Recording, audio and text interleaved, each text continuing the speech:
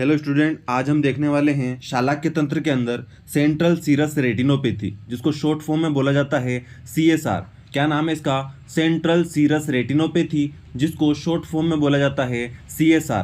इसका एक और नाम होता है सेंट्रल सीरस कोरियो रेटिनोपैथी। ठीक है, अब इसको सेंट्रल सीरस कोरियो रेटिनोपैथी क्यों बोलते हैं? कोरियो रेटिनोपैथी इसलिए बोलते हैं क्योंकि इसके अंदर आंख के दो पार्ट इन्वॉल्व होते हैं, कोरोइड और रेटिना, इसलिए इसको बोलते हैं कोरियो रेटिनोपैथी। अब पूरी ये डिजीज क्या है, इसके अंदर क्या होता है, उसको मैं आपको समझाता हूँ। पहली चीज तो ये होता है इसके अंदर often temporally usually in one eye, तो मोस्ट ऑफ क्या होता है, अक्सर क्या होता है, यह एक आंख के अंदर देखने को मिलता है। आगे बात करें होता क्या है इसके अंदर, तो कोजेज विजुअल इम्पेयरमेंट। इसके अंदर होता क्या है, दृष्टि की हानि होती है, विजुअल लॉस होता है, लॉस ऑफ विजन होता है। तो causes visual impairment, it is characterized by leakage of fluid from the choroidal circulation underneath the retina due to rupture of RPE। होता क्या है RPE, रेटाइनल पिगमेंट एपिथेलियम। तो यहाँ पर क्या होता है कि जो हमारा सेंट्रल सीरस रेटिनोपैथी होता है उसके अंदर विजुअल इंपेयरमेंट होता है, दृष्टि की हानि होती है, लॉस ऑफ विजन होता है, जिसको हम किसके द्वारा पहचान सकते हैं, क्यों होता है ऐसा? ये इसलिए होता है क्योंकि जो कोरोइडल सर्कुलेशन होता है वहाँ और हमारी जो रेटिना होती है, इन दोनों के बीच में एक मेम्ब्रेन पाई जाती है जिसका नाम होता है रेटाइनल पिगमेंट एपिथेलियम। उसके अंदर क्या होता है, रप्चर हो जाता है, ब्रेक हो जाता है वहाँ पे, जिसकी वजह से वहाँ से फ्लूइड जो होता है रेटिना के नीचे लीक हो जाता है। और क्या होता है वह fluid collect at the मेक्यूला which is part of retina. ये फ्लूइड कहाँ कलेक्ट होता है? मेक्यूला पे कलेक्ट होता है, जो क्या है, रेटिना का एक पार्ट है। एक बार और समझाता हूँ, होता क्या है इसके अंदर, जो हमारा सेंट्रल सीरस रेटिनोपैथी है उसकी वजह से विजुअल इंपेयरमेंट होता है, मतलब दृष्टि की हानि होती है, लॉस ऑफ विजन होता है, ब्लर विजन हो सकता है। क्यों होता है? क्योंकि जो हमारी आंख है उसके अंदर दो चीजें होती है, कोरोइड होता है और रेटिना होती है। इन दोनों के बीच में एक लेयर प्रेजेंट होती है जिसका नाम होता है रेटाइनल पिगमेंट एपिथेलियम। इसके अंदर क्या होगा, ब्रेकेज होगा, इसके अंदर लीकेज होगा, उसकी वजह से क्या होगा, कोरोइडल सर्कुलेशन से क्या होगा, फ्लूइड लीक होगा। लीक कहाँ होगा? रेटिना पे लीक होगा, और रेटिना में भी कहाँ पर कलेक्ट होगा, कहाँ पर लीक हो जाएगा, मेक्यूला पे लीक होगा, जो कि एक क्या है, रेटिना का एक पार्ट है। उसकी वजह से यहाँ पर हमें लॉस ऑफ विजन देखने को मिलता है या फिर विजुअल इंपेयरमेंट देखने को मिलता है।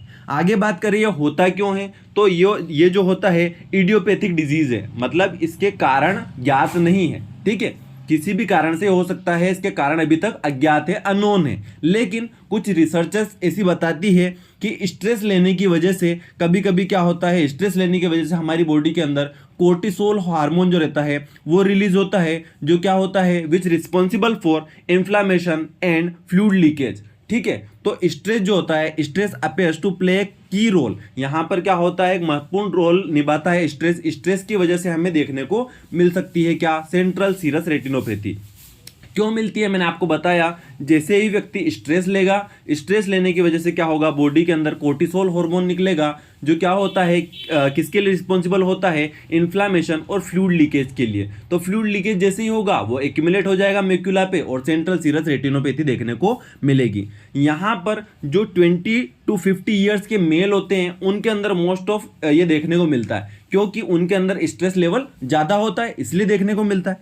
आगे बात करें क्लिनिकल फीचर्स की कि क्या क्या क्लिनिकल फीचर्स देखने को मिलेंगे, तो sudden painless loss of vision, तो उसकी तो मैंने पहले ही बात करी।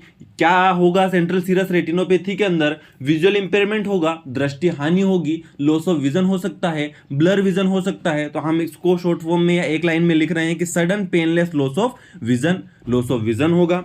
और क्या हो सकता है, माइक्रोप्सिया होगा। माइक्रोप्सिया का मतलब क्या होता है, माइक्रोप्सिया का मतलब होता है कि जो सामान्य वस्तु हम देख रहे हैं उसकी जो साइज रहती है, उसकी सामान्य साइज से वह वस्तु हमें थोड़ी छोटी देखने को मिलेगी, जैसा कि आप डायग्राम में देख पा रहे होंगे। माइक्रोप्सिया में क्या होगा, जो वस्तु जितना उसका आकार है उससे थोड़ी छोटी दिखेगी।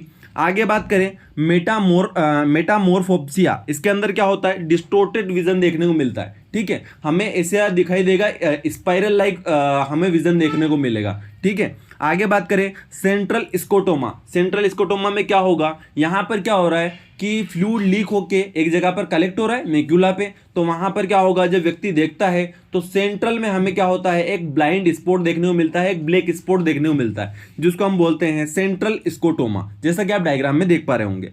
आगे देखिए इंक्रीजिंग हाइपरमेट्रोपिया। हाइपरमेट्रोपिया मैंने आपको रिफ्रैक्टिव एरर के अंदर पढ़ाया था, इसका एक और नाम होता है फार साइटेडनेस, जिसके अंदर क्या होगा, दूर की वस्तुएं क्लियर देखने को मिलेगी लेकिन पास की वस्तुएं हमें ब्लर देखने को मिलेगी। ठीक है, तो ये हाइपरमेट्रोपिया को भी बढ़ा देता है कौन, सेंट्रल सीरस रेटिनोपैथी।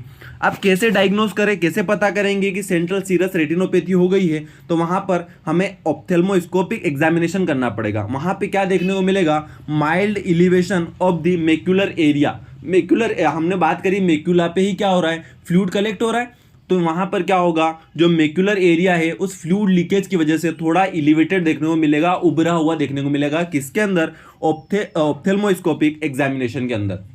आगे बात करें और क्या कर सकते हैं, फंडस फ्लोरोसेंस एंजियोग्राफी। ठीक है, फंडस फ्लोरोसेंस एंजियोग्राफी में क्या देखने को मिलेगा, वन और more fluorescent spot with fluid leakage. वहां पर क्या होगा, एक या एक से ज्यादा हमें फ्लोरोसेंट स्पॉट देखने को मिलेंगे, साथ में वहां पर फ्लूइड का लीकेज भी देखने को मिलेगा। आगे बात करें स्मोक स्टिक पैटर्न देखने को मिलेगा, जैसा कि आप डायग्राम में देख पा रहे होंगे, स्मोक स्टिक पैटर्न देखने को मिलेगा फंडस फ्लोरोसेंस एंजियोग्राफी में। तो ये चीजें अगर देखने को मिलती है तो सेंट्रल सीरस रेटिनोपैथी डायग्नोस होगी।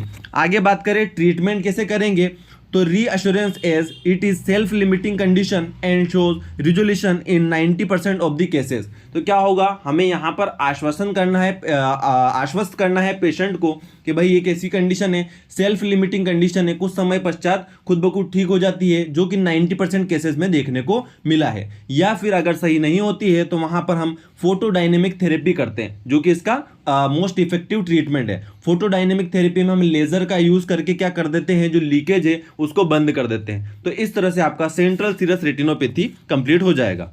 तो दोस्तों वीडियो अच्छा लगा हो तो वीडियो को लाइक कर दीजिए, अपने फ्रेंड्स के साथ शेयर कर दीजिए। यदि आप मास्टरमाइंड चैनल पर नए हैं तो प्लीज चैनल को सब्सक्राइब कर दीजिए, बेल आइकन को प्रेस कर दीजिए ताकि आने वाली वीडियो की अपडेट आपको मिलती रहे। Thank you.